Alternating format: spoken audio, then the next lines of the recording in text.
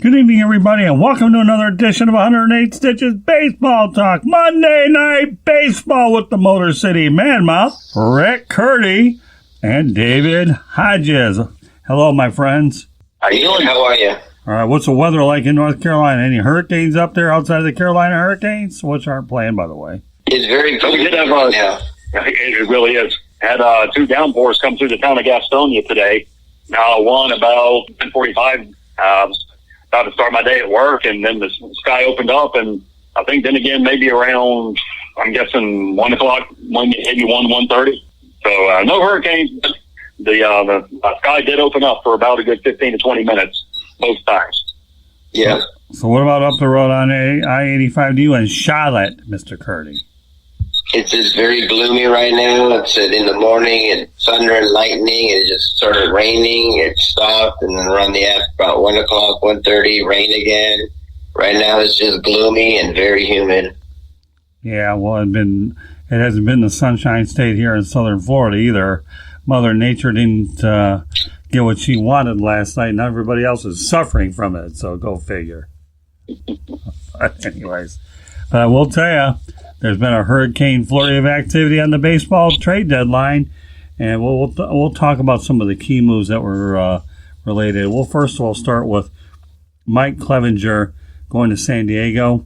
My question to you guys, Mike Clevenger had a 42-22 mark with 3.20 ERA in 5 seasons, and the guy that'll be replacing him is Zach Plesac. So do you think this was COVID-19 related, or because I'm going to tell you right now, I'm going to go over the gist of this trade.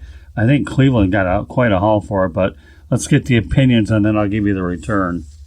What do you think, Dave? Well, I think COVID-19 didn't play the whole part in this, but it definitely had a supporting role. Obviously, the story was him and Plesac broke COVID-19 protocol. The Indians, I believe it was a couple of weeks ago, they were in Chicago. The game, they went out with some friends, which was prohibited. Both got sent down to the minors for that. Again, I'd probably say it was 75-25. What do you really? I'm sure, at some point he was going to be commanding a massive salary, being the ace for the Cleveland Indians, when things do get back to normal. And probably a salary dump, but COVID definitely has a piece of that pie. What do you think, Rick? Yeah, I think it had a lot to do with it. I mean, these guys just didn't listen. They went out and partied and hung out with their friends, and they could have gotten everyone all contaminated and everything. So I think a lot of it had to do with COVID-19. They just didn't listen. It was time for them to move on, and hopefully their new home, they'll realize maybe this was a wake-up call for them to realize, we really screwed up. So let's not screw up with our new team. So I think COVID had everything to do with this trade. All right, so let's talk about the Cleveland Haul, because the Indians did get a lot of players. They get Mike. San Diego gets Mike Clevenger, an outfielder Greg Allen, and a player to be named later. But get this, okay, to the Indians, they get another starting pitcher, Cal Quantrill, outfielder Josh Naylor, shortstop Gabriel Arias, starting pitcher Joey Cantillo, catcher Austin Hedges, and shortstop Owen Miller. So you got a couple of shortstops coming back. You have a couple of outfielders coming back. And you even have a couple starting pitchers. So talk about organizational depth. Yeah, I think they're, so I agree that COVID-19 may have played a part of this whole thing. But the one guy who isn't really bothered about it is Clevenger. If you get to go ahead and uproot your family to San Diego, life isn't that bad out there. I've been to San Diego. And Rick, you being a Southern California guy, it's not the worst place in the world to be traded, especially with a team that appears to be in, and they want to go out there and go for it. And bear in mind, San Diego, this is their 5th trade in the past 3 days as well. So yeah, I mean, it looks really good for him to go to San Diego. I grew up in Los Angeles. San Diego's a beautiful place, Cleveland did pretty good with this trade. I think they already knew they were going to get rid of those two because of what they did, and to get a big haul like that, I mean, it's very, very impressive. So I guess if you're going to move somewhere, you might as well move to San Diego and be near the beach. Yeah, well, I feel bad for Clevenger. All he has to do is go to La Jolla. God help me. One of the most gorgeous places on the world. Beautiful up there. It's so beautiful up there. God Very expensive, but he can afford it with his salary. That's the truth. yeah. I think that's putting it very, very lightly. I think in a corresponding move, though, that Zach Plesac was recalled. So he'll definitely be taking his place in the rotation. So, I think Plesac right now, actually, he's 25 years of age, has a 1.29 ERA and 3 starts this season before making his mistake. So going to the alternate site, so be it. But, what are you going to do? Those guys aren't the first ones that made a mistake, even though they definitely went ahead and they didn't look good for a while. So let's talk about the Miami Marlins. They made a trade with Arizona for Sterling Marte. David, what are your thoughts about that trade? Well, it's definitely a good one. Obviously, Sterling Marte going to them or to the Miami Marlins from the Arizona Diamondbacks. Had many good years up there in Pittsburgh. So this is definitely a coup for them to get a player of his caliber and get him down there near South Beach. Yeah, I think that this is a thumbs up from me for the Miami Marlins to get. I mean, when you think Sterling Marte. Yeah, when you think of Marte, though, he was traded for left-hander Caleb Smith, right-hander Humberto Mejia, and a player to be named. And it looks like there's a Class A left-hander, Julio Frias, is the third player going to Arizona in a deal. But Marte is in the midst of a stellar campaign. He's 31 years of age. He's hitting .311 with 8 doubles and 14 RBIs. And the Diamondbacks acquired him in January from the Pittsburgh Pirates, with whom he spent his first 8 years there. So the veteran outfielder himself, is owed the remainder of his prorated $11.5 million salary for 2020 and has a $12.5 million club option for 2021. So it's possible he could be there for a couple of years. So again, this is one of those moves where I think the Marlins feel like they can go ahead and win now, is what they feel that they can do. And geez, you know what? When you're hitting .311 with 8 doubles and 14 ribbies and 5 steals, you're getting a little bit of speed out there as well. So, all right, Dave, so reevaluate this thing based on what you have, because I don't think, from what I can tell, the Marlins, they get Caleb Smith, made only 1 start this campaign after testing positive for COVID-19, but posted a 4.52 ERA and 28 starts for Miami in 2019. And the 23-year-old Mejia appeared in 3 games for the Marlins this season, recording a 5.40 ERA.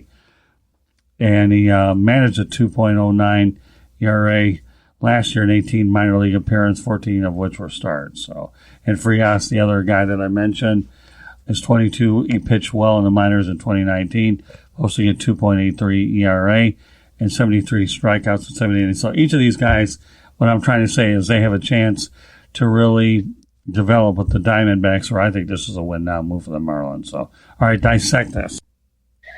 Well, it's always good when you can add a stellar, to the Diamondbacks. When you can add a stellar arm, and Caleb Smith, and of course you mentioned Humberto Mejia. Teams are definitely looking to add to the rotation. Any team would be to get a stellar starter in there. Maybe another pitcher has gone down with injury, or just has not shown the flair that they have had in past seasons, or say in the past month or so. So I think this is a win-win for both teams. Marte, he can slot right in there into the outfield, and he's still a very stellar player. Obviously, as you mentioned, had many good years or all his years with the Pittsburgh Pirates, and Miami. Like I said, can always use him in the outfield, and with Caleb Smith and Humberto Mejia going to the Diamondbacks, it's a good trade all around for both squads. All right, Rick. Yeah, I totally agree. I think I don't think anybody lost in this one. Marlins are looking really good. They're getting ready. This season anybody can win it. We don't. It's like a grab bag. Because it's such a short season, I don't think it'll benefit a lot of the teams that are like small market teams. So I think all around, I agree with Dave. I think it was a good trade for both of them. Both teams, we'll see what direction they'll go. But they got some young players out of it for the future, and we'll see whatever happens. Yeah, you're right. I do believe it's a win-win. The Marlins, I wasn't able to make their Zoom call today because I actually I wrote an interesting story for the South Florida Tribune, which you guys will have access to by the end of the night. And it's, if you want to satirize a guy that doesn't like technology, that would prefer to have a flip phone, it would be a good read for a lot of you folks out there. So I encourage you to go ahead and look at the SouthFloridaTribune.com for my story. So I didn't have a chance to go on the Zoom call, but I know that the Marlins definitely, with past calls, they felt like that they were in a win-now mode. I think Don Mattingly for sure. Well, it would look better if he can do what he can to get the team in the playoffs. And I think the NL East is wide open for that to happen. So, win or not, I think it definitely could work out well for both teams. You'll have three guys who will get an opportunity in Arizona, and one guy who's proven that he's is a pretty good player who could very well be in Miami for not 1 but 2 years, since there is an option connected to it, which is why you make it 3 for 1 trade, more or less, in that case. So, all right, well, let's talk about the Toronto Blue Jays. They're in win-now mode, too, as Jonathan Villar was actually acquired in a trade with the Miami Marlins. So let's break down this trade. Okay, Toronto acquired Jonathan Villar, a utility man from the Marlins. The team announced today outfield prospect Griffin Conine is expected to be the player to be named later to Miami, according to Craig Mish of the MLB Network. I see Craig on a lot of the calls. He's one of the more credible sources that you can find out there. Toronto also traded left-hander Robbie Ray in a deal with the Arizona Diamondbacks, and the club added righty Ross Stripling from the Los Angeles Dodgers. The 29-year-old Villar hit .273 with 2 home runs and 9 stolen bases in 29 games with the Marlins. He also went deep 24 times and swiped 40 bags in 2019 with the Baltimore Orioles. So you can definitely tell you that there's some American League East familiarity with Villar. Infielder Isan Diaz could return from Miami. Diaz, who opted out at the beginning of August, is waiting to see if MLB will approve his reinstatement. According to the Athletics' Ken Rosenthal, Conine is the number 16 ranked prospect in the Blue Jay system, according to MLB Pipeline. He's the son of former longtime Marlin Jeff Conine. Interesting here. So let's break down that one. Who wants to lead off? You go ahead, Dave. Okay. Well, again, another team definitely looking to tie up any loose ends are the Toronto Blue Jays. With their starting rotation, also added Ross Stripling from the Dodgers. He, of course, he'll join Robbie Ray and Taijuan Walker, who was just traded from my Seattle Mariners the other day to Toronto. So that rotation is going to be looking good. Stripling, Ray, Walker, and Hyunjin Ryu, also Chase Anderson in there. So the Blue Jays, they're not far. They're not far from first place. They're only, I think, a game or two back. Second place in the American League. So, Blue Jays are definitely looking to obviously strengthen the starting rotation, and of course, we're going to be looking to make a push when the season rolls around. So, obviously, you know which way the Blue Jays are going in. They're going, we're going with the arms instead of the bats. But I like this trade for the Blue Jays.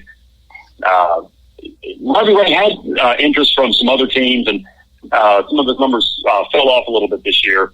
He'd been trying to do, I believe it was a new delivery approach. Didn't work out, so he's gone back to how it was. So hopefully he can re-sign his form and definitely help the Blue Jays up there in Toronto. Go ahead, Rick.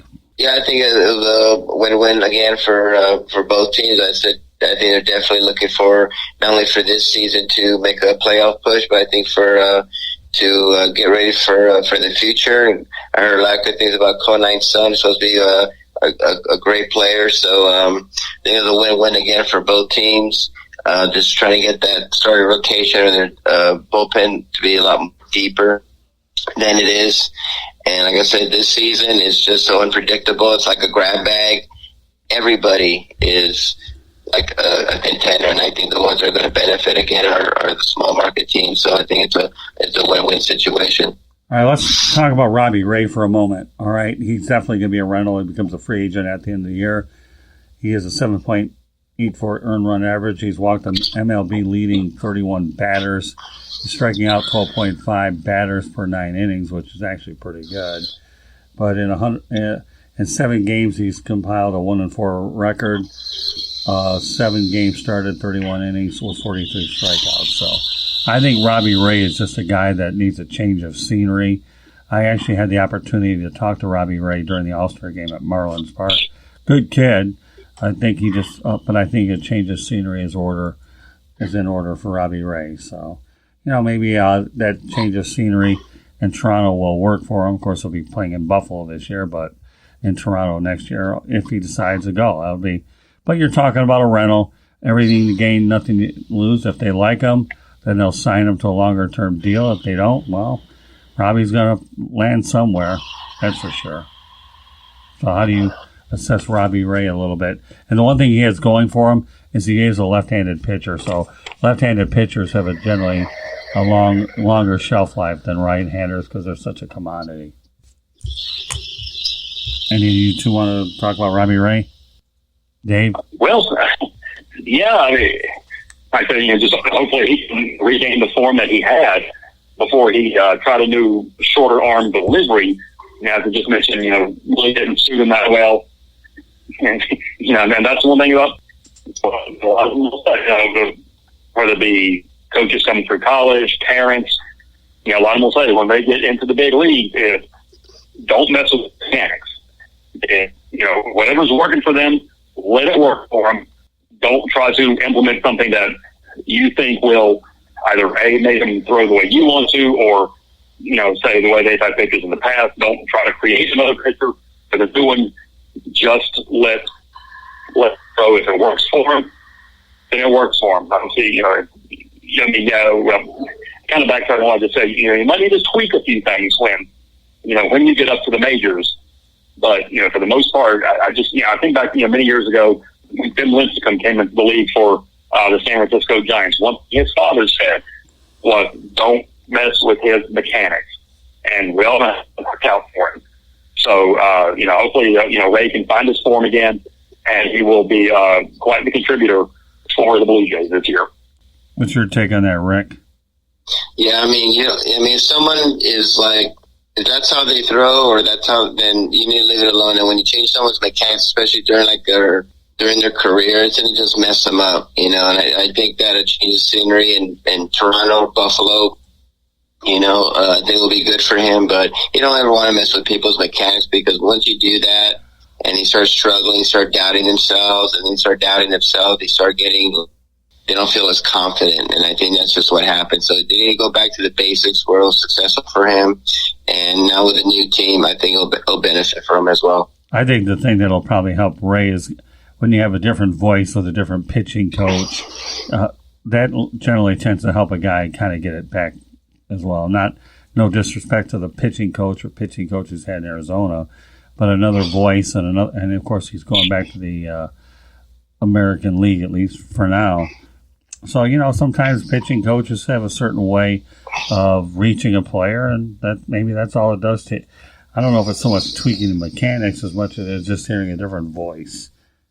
So, all right. So, speaking of the San Diego Padres, we can't get off those Padres at all, can we? So we're going to stay on them.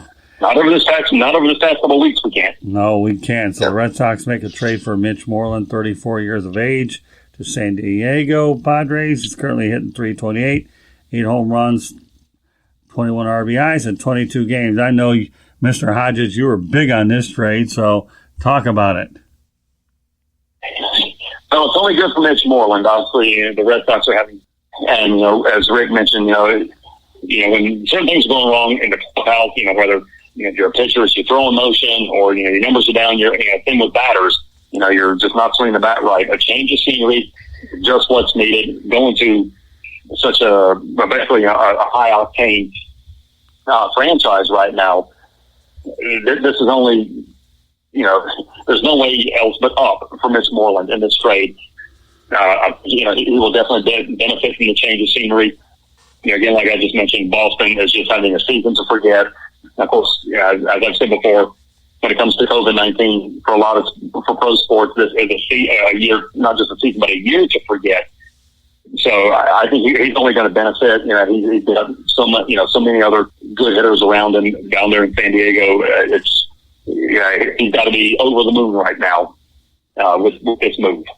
Yeah, I'd say so. I mean, going from Boston, which is 12-22 in the American League East basement, goes to San Diego, who was second place behind the Dodgers, who are 5 out, but the way the playoff situation's set up, they'll get in. I believe they allow the top 2 teams in each division, and the rest of them get in after that. So 12-22, 21-15. Once again, I'd like to pick on La Jolla today, the Beaches, San Diego. And a chance for the Padres, during a very bizarre season. And they're making it a lot of moves. All right, Rick, with that said, what's your take on Mitch Moreland going from Fenway Park to Petco Park? He's probably ecstatic right now. I know I would be, because the Red Sox are awful, and they're probably going to be awful again next season. It is a very, as you said, bizarre season.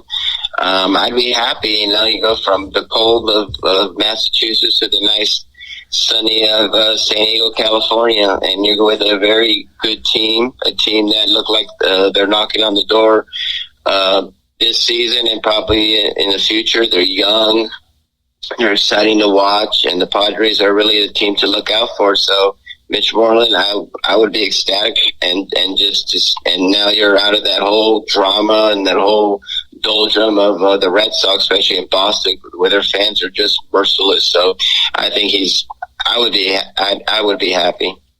Yeah, I can imagine. I could definitely imagine that. I mean, to have a change of scenery in that respect, for sure.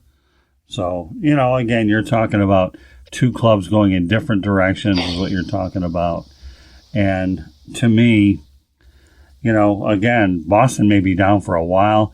I think San Diego has lost for a long time, but not like they haven't tried to make moves. Some of the ones that they've made haven't been great, but over the last couple of years, I think they're adding some big pieces. I think adding Eric Hosmer was a great move. Manny Machado's fitting in nicely, and now they're acquiring pitching. I think Trevor Rosenthal was a trade they made. Again, a myriad of trades. So, yeah, but the Boston situation was the Red Sox won immediately under Dave Dombrowski. Okay. But then all of a sudden now, because they added salary, now you have Chris Sale who's hurt and a myriad of injuries. It's tough. I think the one person I feel bad for is Ron Renicky, because he inherited a mess in every sense of the world. So, and let's face it, the Tampa Bay Rays and the Yankees, I'll tell you what, the job that Tampa does every single year with what they have to develop, to me, is unreal the way they do it. Don Mattingly even mentioned to me last week that when his team faced the Rays this weekend, that they're a bad matchup for anybody. He hasn't had a lot of success, and yet they're 2 teams that have lower payrolls, and yet they emphasize in player development. So, without a doubt, I think you're right. The Padres look awfully good, and this particular these myriad of trades just makes things even more promising down the road when they do get fans.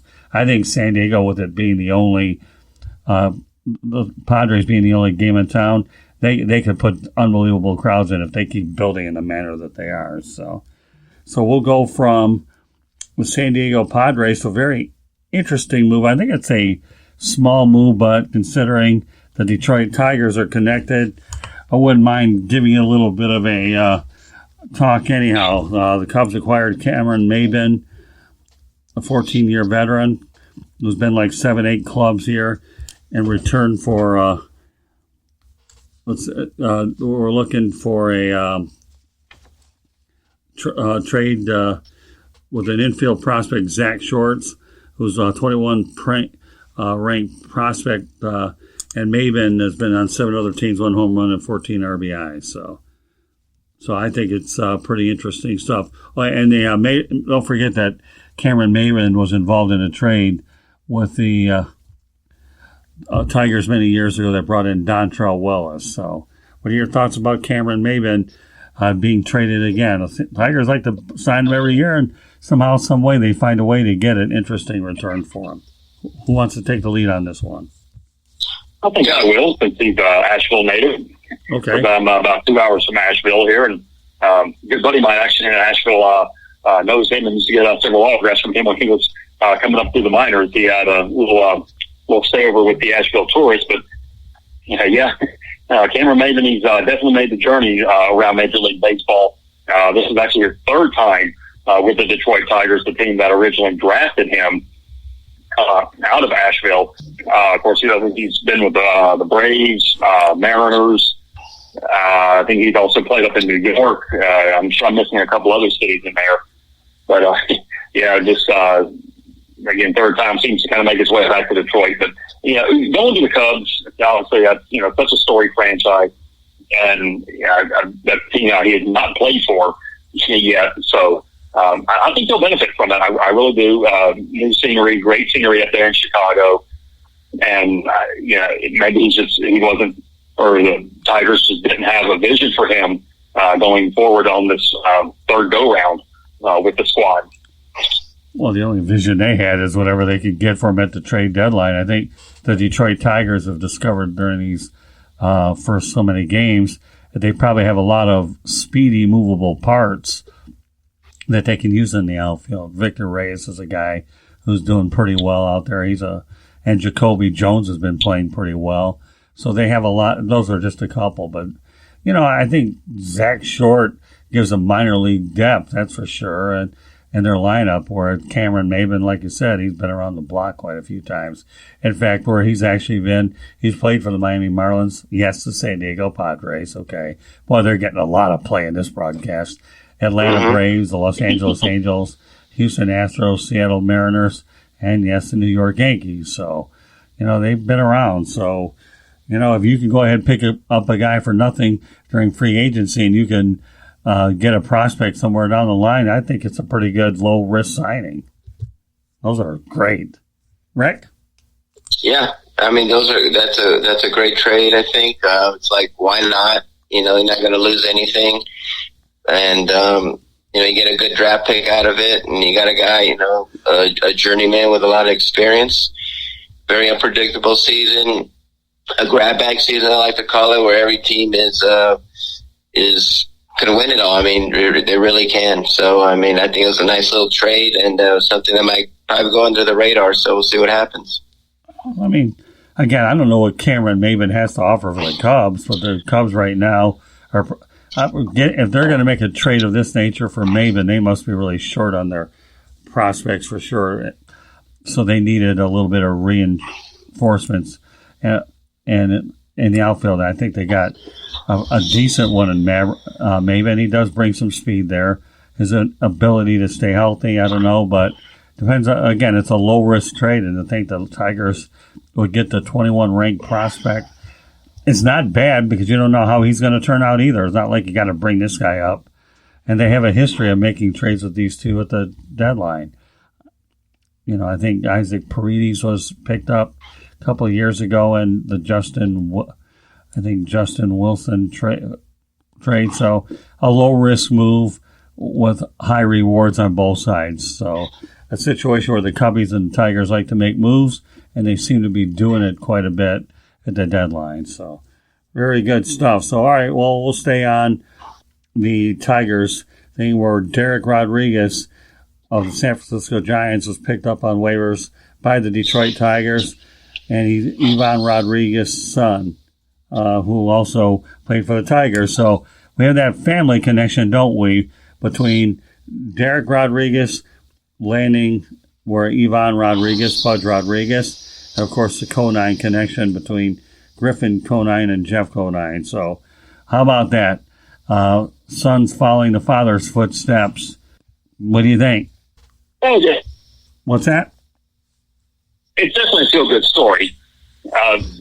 Players become, part of, lore with certain teams, whether it be baseball, football, basketball. Jeff Conine, when they were the Florida Marlins, he was one of the faces of that franchise for quite some time.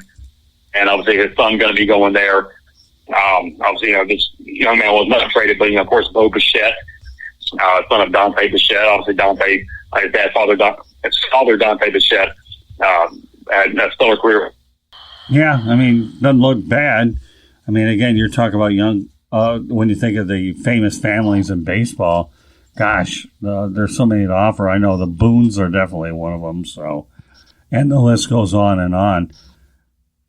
They really are.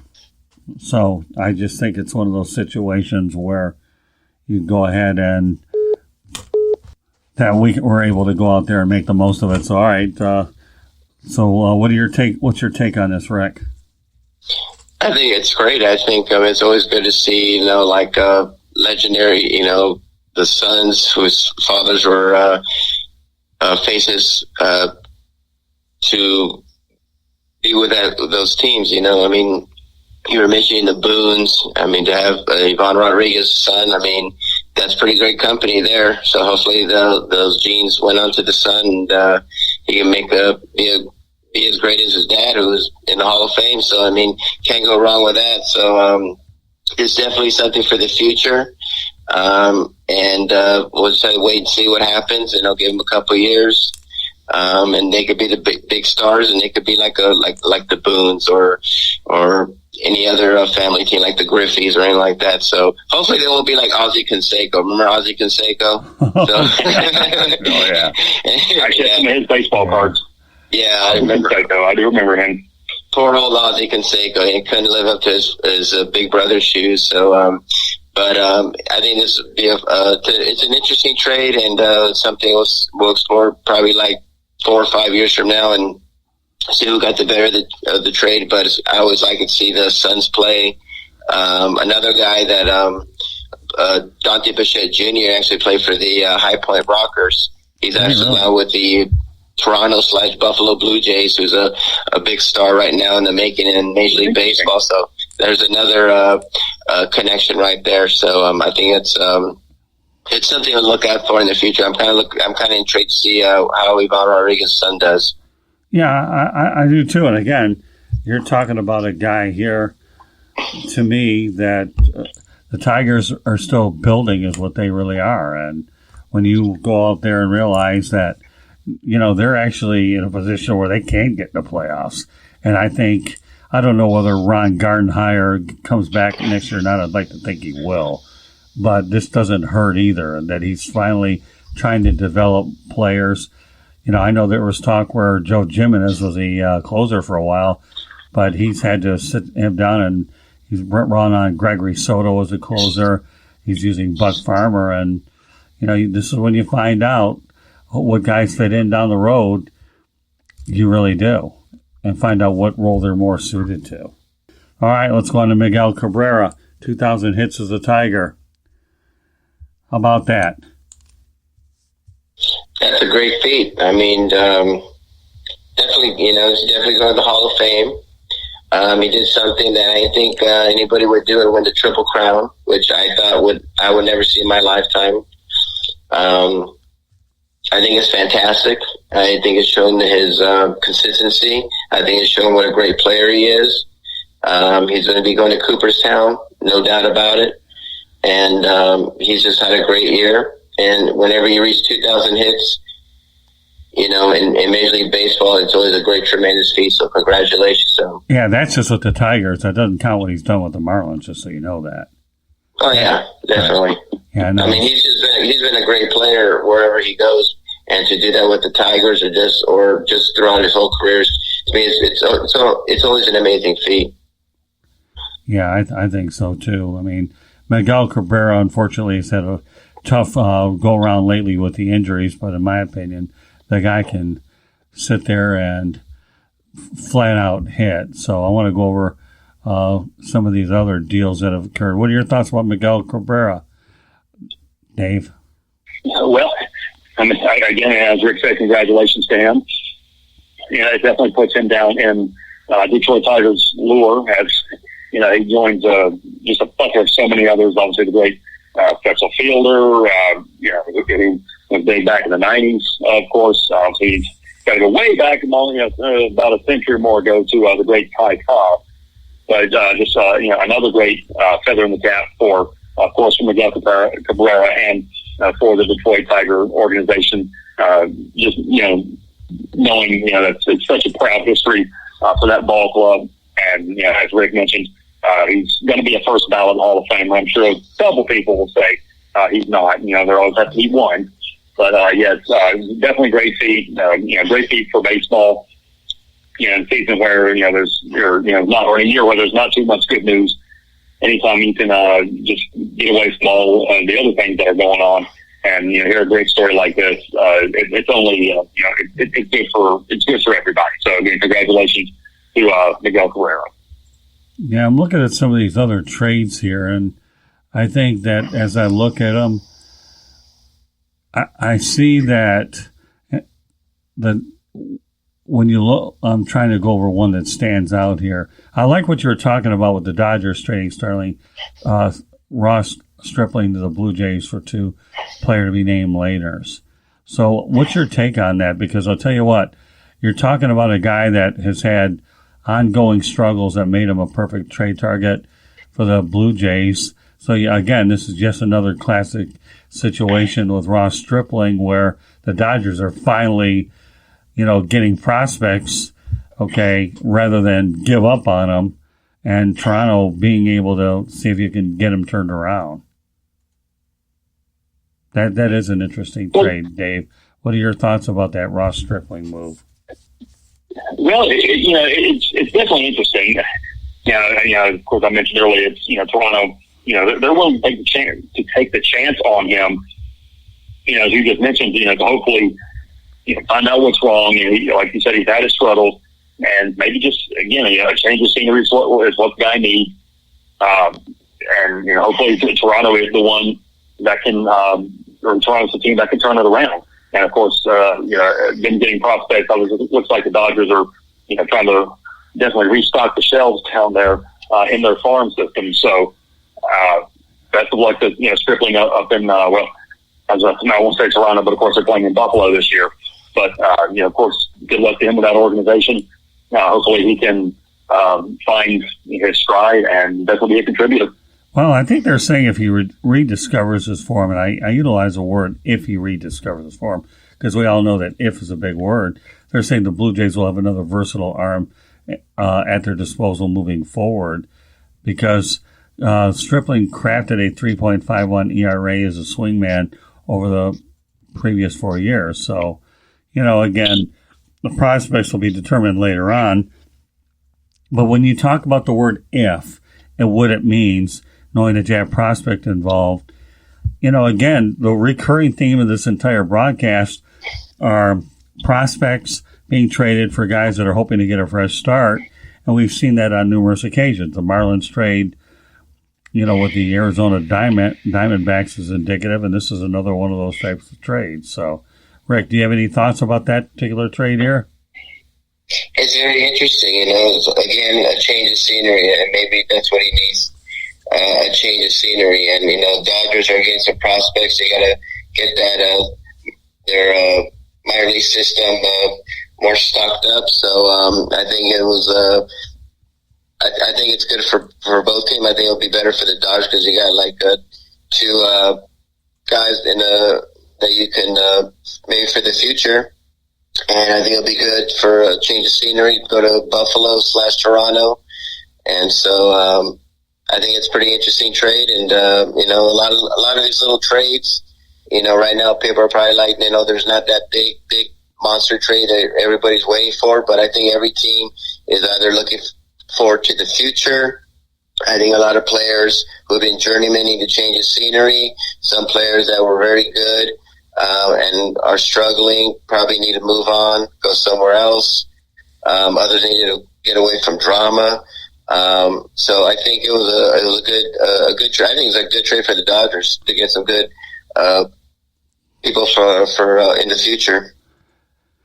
Yeah, another thing that really intrigues me too is the Rangers traded Mike Minor to the Athletics for 2 player to be named laters.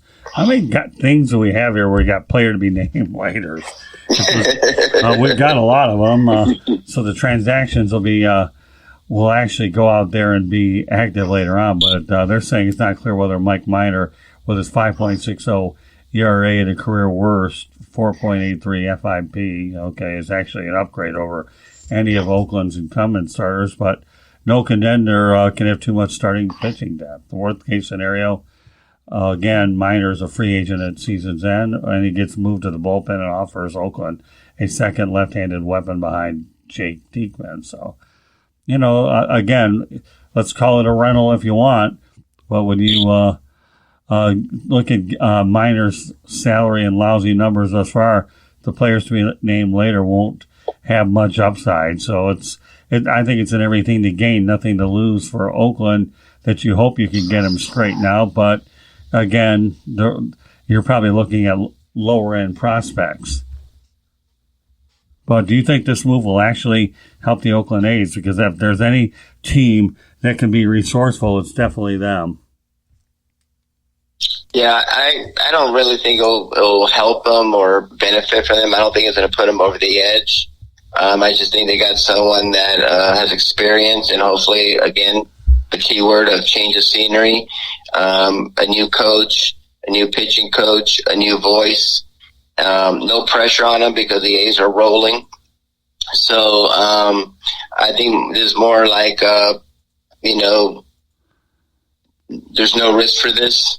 And, always those players that be named later, they're not going to be like first round picks or anything like that. They're going to be like lower picks and stuff like that. So to me, it's just there's no risk for that. And if he does great, it was a steal of a trade. And if he doesn't do good, then, he was struggling anyway. So I think it's not going to put the A's over the edge. It could help them. It's right now it's to be determined. So we'll see. Well, with Minor, they're saying the potential upside being what it is, that he was a very good starter as recently as last year in the high floor, but it's a worthwhile pickup for a postseason-bound team at a presumably negligent cost. So he's 32 years old. He definitely goes ahead and has experience, whether or not a change of voice with the pitching coach is going to be what takes place is anybody's guess. What are your thoughts, Dave? And then we'll wrap this broadcast up.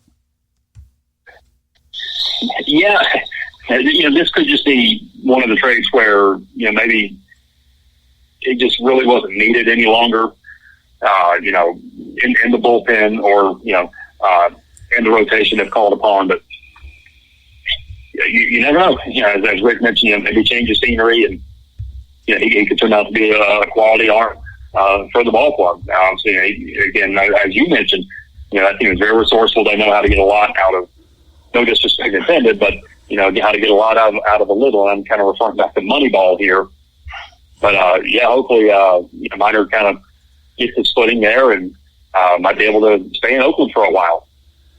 So, Dave, of all the transactions, I know you've looked at it throughout the course of the day, which team do you think is a big winner in today?